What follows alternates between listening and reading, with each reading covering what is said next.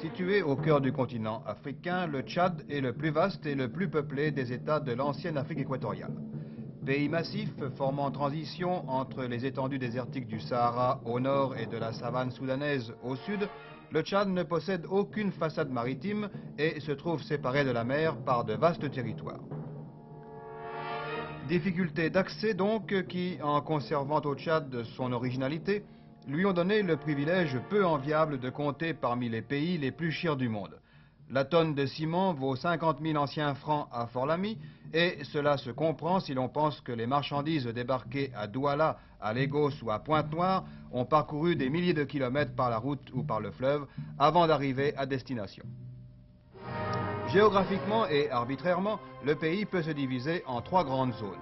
Au centre, la zone sahélienne qui vient mourir au bord du lac Tchad. Au nord, la zone saharienne coupée par les massifs du Tibesti et de l'Enedi.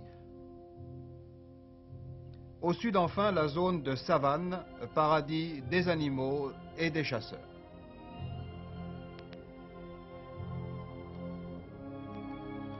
Ces contrastes géographiques et la position du Tchad, au carrefour de l'Afrique blanche et de l'Afrique noire, expliquent la grande diversité qui existe tant sur le plan ethnique et linguistique que sur le plan religieux. Au nord vivent les Arabes et les Foulbés islamisés, éleveurs nomades de bœufs et de chameaux. Au sud, par contre, on rencontre de nombreuses races négroïdes, animistes, catholiques ou protestants, dont les traditions sont pourtant restées vivaces, encore que les négresses à plateau aient pratiquement disparu. Du moins, le diamètre des plateaux a-t-il diminué? C'est là, dans le sud, que vivent les Saras, excellents agriculteurs et valeureux combattants, dont beaucoup ont servi dans les rangs de l'armée française. Enfin, sur les bords du fleuve, on rencontre les Kotoko, célèbres pour leur danse et leur pêche miraculeuse. C'est que le poisson tient une grande importance dans l'économie tchadienne. Les rives du Chari et du Logone constituent une des zones piscicoles les plus riches du monde et chaque année, les Kotoko et les Bananas pêchent 100 000 tonnes de poissons frais qui, fumés ou séchés, seront exportés vers la Nigeria ou le Cameroun. C'est dans les eaux du Logone qu'on pêche aux grandes émies, tel est le nom de ces filets, qu'on pêche le salanga, sorte de hareng d'eau douce, ou le capitaine justement renommé pour la finesse de sa chair. Poisson qui, avec le sorgho et le mil, constitue la base de l'alimentation des populations tchadiennes.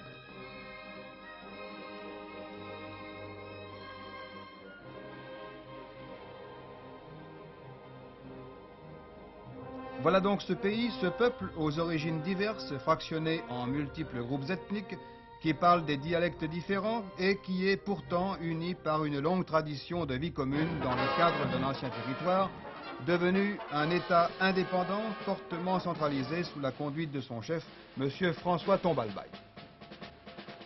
Mais justement, les structures traditionnelles ne sont-elles pas les plus fortes? L'antagonisme entre le Nord et le Sud a-t-il disparu? Le Tchad a-t-il fait sa révolution? Comment le pays est-il passé du régime quasi-féodal imposé par les sultans à un régime démocratique de type occidental? Voilà les questions que j'ai posées à Fort-Lamy à M. Tombalbaye. Sur le plan politique, comme tout le monde le sait, il s'est toujours posé des problèmes politiques à l'intérieur de ce qu'on appelait autrefois le territoire français, parce que la présence de multiples leaders politiques tchadiens de l'époque était à l'origine de cette lutte tribale. Je crois, pour ma part, que la chefferie ou le sultanat dans son ensemble au Tchad a son existence, qu'elle représente une structure traditionnelle et qu'il ne fallait pas, sous une forme ou sous un prétexte d'une nouvelle orientation, les supprimer brutalement. Ceci étant dit, je suis arrivé à mon tour à intégrer également les chefs et les sultans dans l'ensemble de, non pas dans le parti progressiste, mais dans l'ensemble de l'évolution constructive du Tchad. Ces sultans, les voici.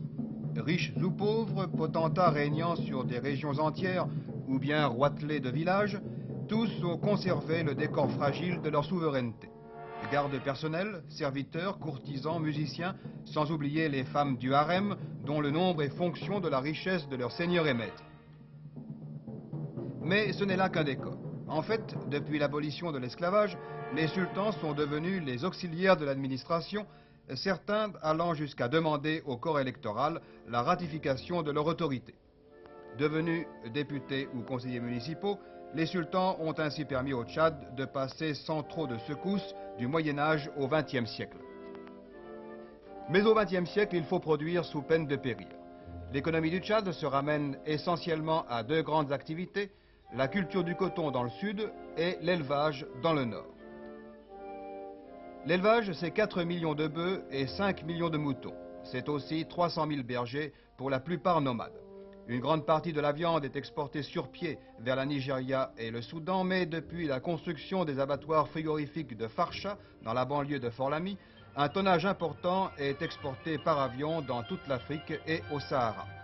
Bon an mal an, les produits de l'élevage représentent pour les éleveurs tchadiens un revenu de plus de 2 milliards d'anciens francs. L'autre richesse du Tchad, c'est le coton, traité sur place à Fort-Archambault.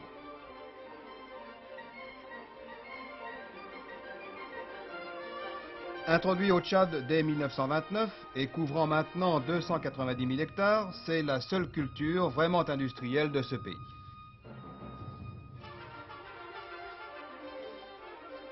Le coton-graine est débarrassé de ses impuretés et transformé en fibres.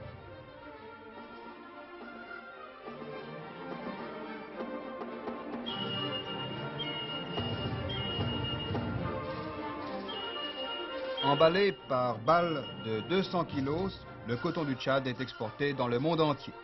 Production annuelle 98 000 tonnes de graines qui donnent 35 000 tonnes de fibres.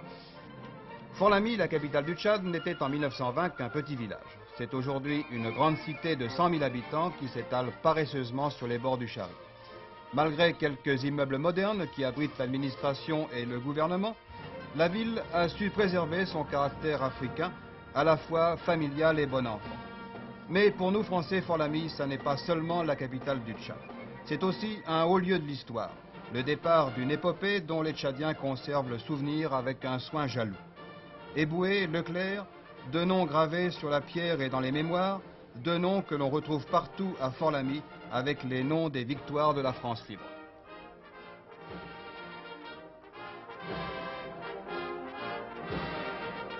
Non, le Tchad, avec l'indépendance, n'a pas renoncé à son amitié pour la France. Ses rues en témoignent éloquemment. Et M. François Tombalbaye le proclame avec force. Il est évident qu'il n'y a rien qui oppose le Tchad à la France, comme il n'y a rien qui doit inquiéter la France à l'égard du Tchad. Le Tchad est un pays quand même, à travers l'Afrique d'expression française, qui a plus d'anciens combattants. C'est le pays où il y a eu beaucoup de souvenirs des guerres, étant donné également que le Tchad, dans l'histoire dernière, était la première à répondre au général de Gaulle. Et je souhaite que cette visite symbolise donc la fraternité entre les anciens combattants de nos deux pays. Au nom de cette amitié et de cette fraternité, bienvenue en France, Monsieur le Président.